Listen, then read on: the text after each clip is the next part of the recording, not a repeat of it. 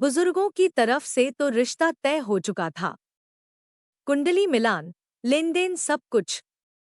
बस अब सब लड़का लड़की की आपसी बातचीत पर निर्भर था। बुजुर्गों ने तय किया कि लड़का लड़की आपस में बात कर एक दूसरे को समझ ले।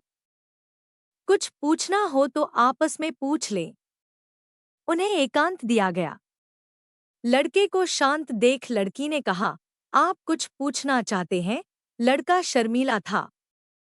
मध्यम वर्गीय परिवार से था। उसने कहा, नहीं, बुजुर्गों ने तो सब देख परख लिया है।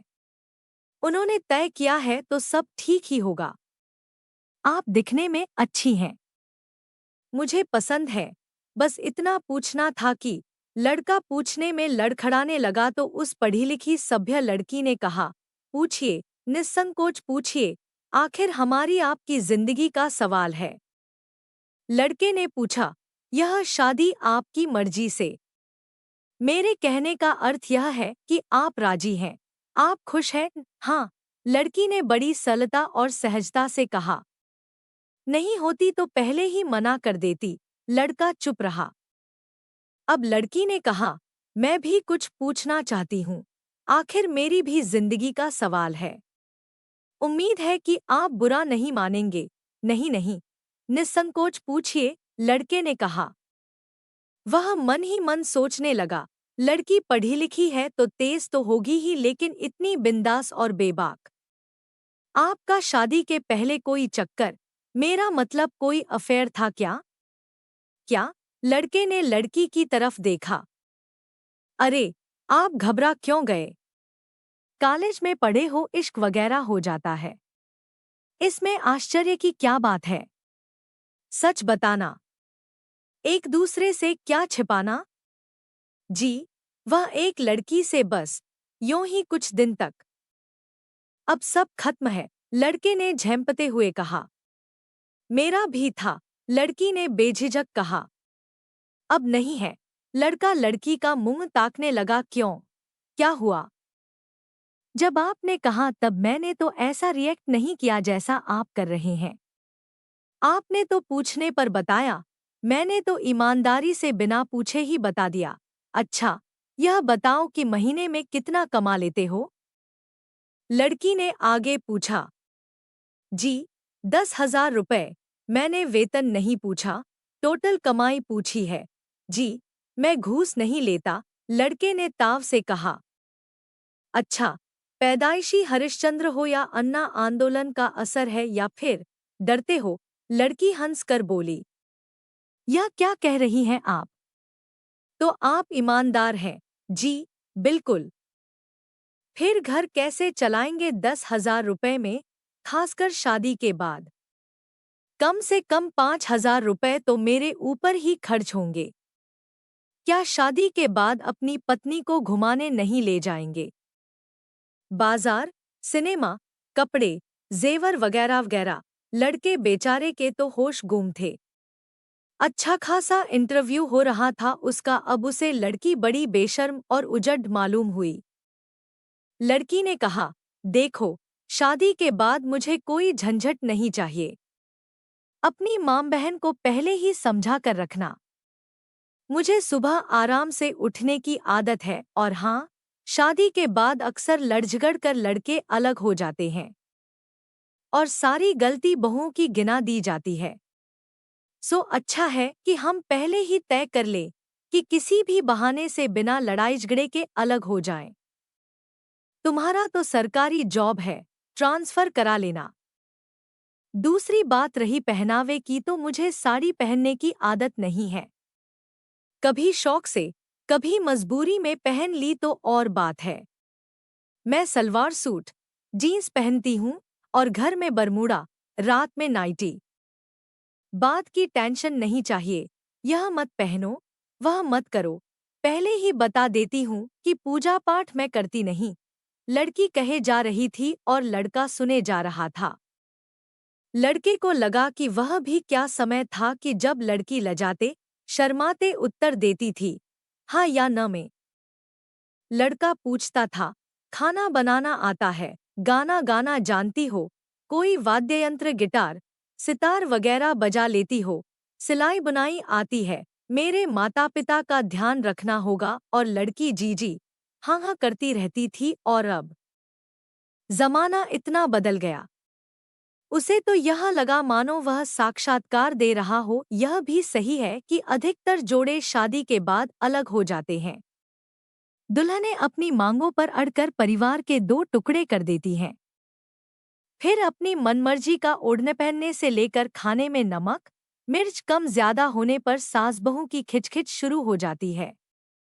यह कह तो ठीक ही रही है, लेकिन शादी से पहले ही इतनी बेखौफ और निडर होकर बात कर रही है तो बाद में न जाने क्या करेगी।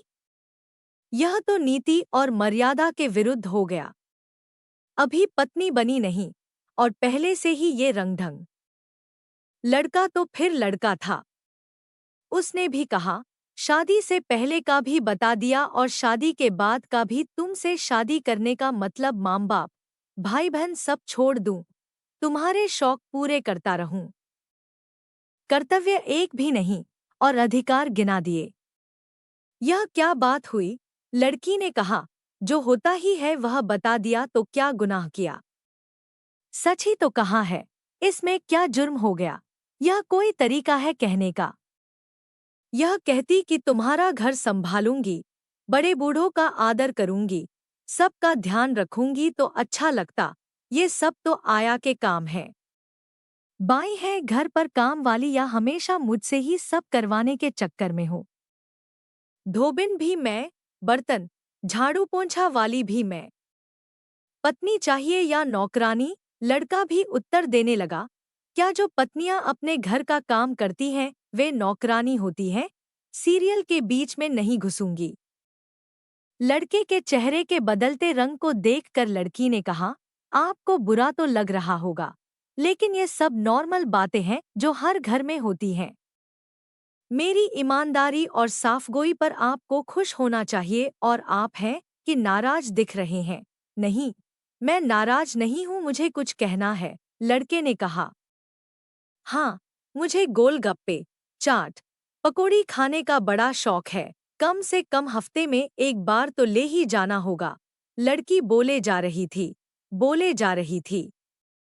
बेवकूफ थी, कमक्ल थी। समझ नहीं आ रहा था लड़के को डोट। लड़की ने फिर पूछा, सुनो, तुम शराब सिगरेट तो नहीं पीते, तंबाकू तो नहीं खाते? जी जी। लड़के की जबान फिर लड़खड़ाई। जी जी, क्या हाँ या नहीं? लड़की ने थोड़े तेज स्वर में पूछा। अब आपने इतना सच बोला है तो मैं भी क्यों झूठ बोलूं? कभी कभी दोस्तों के साथ पार्टी वगैरह में। देखो, मुझे शराब और सिगरेट से सख्त नफरत है। इसकी बदबू से जी मिचलाने लगता है। तंबाकू खाकर बार बार थूकने वालों से तो मुझे घिन आती है। सब छोड़ना होगा। पहले सोच लो, तुम्हारे माता पिता को ये सब पहले बताना चाहिए था। वे तो कह रहे थे कि लड़का बड़ा शरीफ और सज्जन है। झूठ बोलने की क्या जरूरत थी? आप मेरे माता पिता को अभी से झूठा कह रही है। लड़के ने गुस्से में कहा, आप में शर्म नाम की कोई चीज ही नहीं है। लड़की भी गुस्से में बोली, शराबी बाबी, तुम झूठे और तुम्हारे माँ बाप भी। शर्म तुम्हें आनी चाहिए कि मुझे तगड़ा दहेज भी चाहिए। लड़की भी ऐसी चाहिए कि तुम कुछ भी करो। लड़की मुंह बंद करके रहे। कल शराब पीकर हाथ भी उठाओगे, फिर सुबह माफी मांगोगे कि नशे में हो गया। ये सब मैं सहने वाली नहीं। सीधा रिपोर्ट करूंगी। सब के सब अंदर हो जाओगे। नए जमाने की पढ़ी लिखी लड़की हूं, अपने राइट्स जानती हूं। इससे ज्यादा सुनना लड़के के बस में नहीं था। वह गुस्से से बाहर निकल आया। माँ बाप कुछ समझते पूछते कि उसने कहा, यह शादी नहीं हो सकती। फौरन वापस चलिए। लड़का गाड़ी में बैठ गया। क्या हुआ? क्या हुआ? कहते हुए लड़की के परिवार वाले दौड़े। लड़के ने कहा, अपनी लड़की से पूछ लेना, लड़का अपने परिवार के साथ गाड़ी में बैठकर उड़नछू हो गया। अरे अभागिन, क्या कह दिया तूने? लड़की की मां ने गुस्से से लड़की से कहा। इतना अच्छा रिश्ता हाथ से निकल गया। जन्मपत्री भी मिल रही थी। सरकारी नौकरी वाला लड़का मिलता कहाँ है आजकल? लड़की ने अपने बचाव में कह दिया लागल पेट कर। अरे मां, अच्छा हुआ बात करवा दी आपने। लड़का एक नंबर का शराबी बाबी है। किसी लड़की से अफेयर की बात भी कह रहा था और भी न जाने क्या क्या बताया मां उसने। लड़की के माँ बाप ने मान भी लिया। जब अपनी ही लड़की बताए तो माँ बाप विश्वास क्यों नहीं करेंगे? फिर कौन सी लड़की होगी जो अपनी शादी अपने हाथ से तोड़कर अपना भविष्य बर्बाद करेगी? रात को लड़की ने अपने कमरे में जाकर मोबाइल लगाया। हाय जानेमन, कैसे हो? क्या हुआ? तो ठीक है यार, मंदिर में कर लेंगे। लेकिन यह बताओ, आखिर तुमने कहा क्या उस लड़के से जो वह भाग गया? सच कहा, केवल सच। सच सुनकर भाग गया। अरे आजकल सच बर्दाश्त कौन करता है? और तुम्हारा सच बर्दाश्त कर लेता तो कर लेती। क्या? क्या? कहाँ? हाँ, कर लेती यार। आजकल सच्चा आदमी मिलता कहाँ है? और मेरा क्या होता? तुम कौन से देवदास बने घूमते? ढूंढ लेते कोई और। बहुराष्ट्रीय कंपनियों में काम करते करते हम सचमुच कितने प्रैक्टिकल हो गए हैं। दिल तो जैसे है ही नहीं। न आत्मा, न मन, न जमीन, बस मुनाफा, मोटी तनख्वाह। कितनी बेशर्म और बेहया हो गई है हमारी सोच। बिल्कुल मशीन हो गए हैं हम लोग। उधर से पेरमी का दार्शनिक स्वर सुनाई दिया। लड़की ने कहा, ओए ज्यादा जज्बात ज़मीर की बातें मत कर। जल्दी से कंपनी का टारगेट पूरा कर। चार भोले भाले भविष्य की चिंता करने वालों को सपने दिखा, कमा, लूट और अपनी जगह पक्की कर। मान लो मैं किसी वजह से तुमसे शादी न कर सकूं, मना कर दूं किसी मजबूरी के कारण या कोई और पसंद आ जाए, तब क्या होगा तुम्हारा? पेरमी का स्वर गंभीर था। तो क्या होगा? कुछ नहीं। मुझे पुरानी फिल्मों की मीना कुमारी समझ रखा है क्या? तुम नहीं तो और सही, नहीं तो अच्छा, ठीक है। अब यह बकवास बंद कर। रात बहुत हो गई है। आई लव यू बोल और फोन रख। लड़का हंसते हुए बोला। ओके, कल मिलते हैं। Okay, bye, good night, bye, sweet dreams. और दोनों तरफ से मोबाइल बंद हो गया।